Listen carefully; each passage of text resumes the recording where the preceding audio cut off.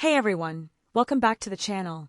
I'm really glad you're here today because we're talking about something that always sparks excitement, debate, and a whole lot of opinions every year, the Critics' Choice Awards. If you've noticed this awards show popping up in searches, headlines, or your social media feed, you're not alone. Whether you're a hardcore film and TV fan or someone who casually tunes in for the highlights, the Critics' Choice Awards have become a key moment in award season. So let's sit back, relax, and unpack why these awards matter and why people keep talking about them. At their core, the Critics' Choice Awards are all about celebrating excellence in film and television as voted on by critics. These are people who watch movies and shows professionally, analyze storytelling, performances, direction, and writing, and then share those opinions with the public. That's what gives these awards a unique position. They're not voted on by fans, and they're not decided by actors or directors themselves. They come from a critical perspective, and that immediately raises an interesting question. Do critics see stories differently than audiences do? And if so, whose opinion should matter more? One reason the Critics' Choice Awards generate so much buzz is their timing. They usually land right in the middle of award season, which means they often act as a kind of preview for what might happen at the Oscars or Emmys. When a film or show wins big here, people start paying closer attention. Suddenly, predictions shift, conversations change, and certain performances start getting labeled as front-runners. It almost feels like watching a chess match unfold across the entire award season. Do you enjoy making predictions, or do you prefer to be surprised when the final awards roll around? Another thing people love about the Critics' Choice Awards is that they cover both film and television in a big way. In today's world, where streaming platforms have completely changed how we watch stories, that feels especially relevant.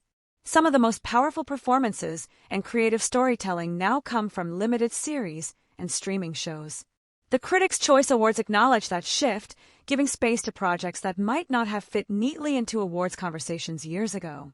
Have you noticed how much television has evolved lately, sometimes even rivaling big-budget films in quality and impact? Of course, no awards show is complete without debate. Every year, there are nominations that people cheer for and others that leave fans scratching their heads. Some viewers feel the critics nailed it, others feel their favorite performance or show was completely overlooked.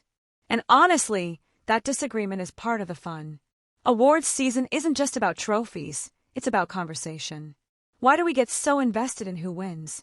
Is it validation for our own tastes, or is it just the thrill of seeing art recognized? The show itself also plays a role in why people keep tuning in. Compared to some more formal ceremonies, the Critics' Choice Awards often feel a bit more relaxed and playful. You get heartfelt speeches, surprising wins, emotional moments, and sometimes jokes that go viral the next day. Those moments remind us that behind the polished red carpets are real people reacting in real time. Isn't it refreshing when an acceptance speech feels genuine instead of rehearsed?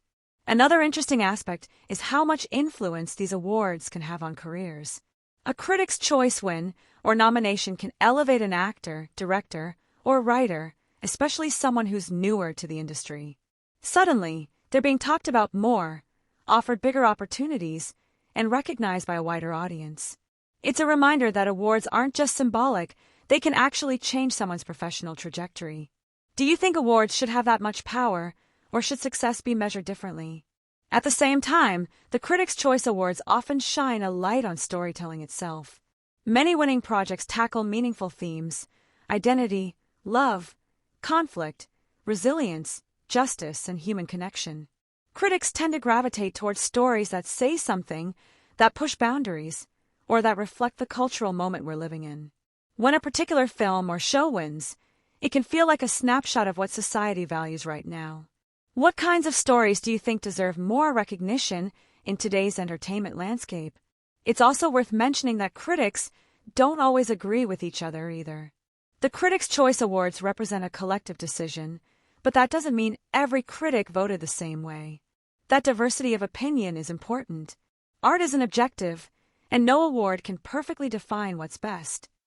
But these awards still give us a framework for discussion, discovery, and appreciation. Have you ever watched a movie or show just because it was nominated for an award and ended up loving it? For fans, award season, including the Critics' Choice Awards, is a chance to celebrate the stories that moved us. It's about reliving favorite moments, discovering new titles to watch, and feeling connected to a larger community of viewers.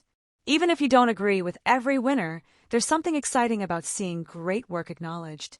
At the end of the day, it's all about storytelling and how it makes us feel. So let me ask you this.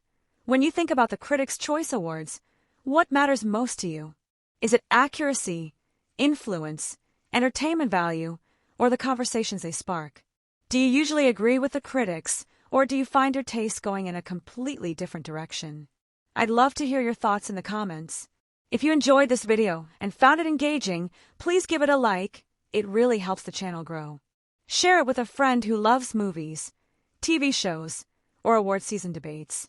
And don't forget to subscribe so you don't miss future videos where we break down trending topics, pop culture moments, and the stories shaping entertainment today.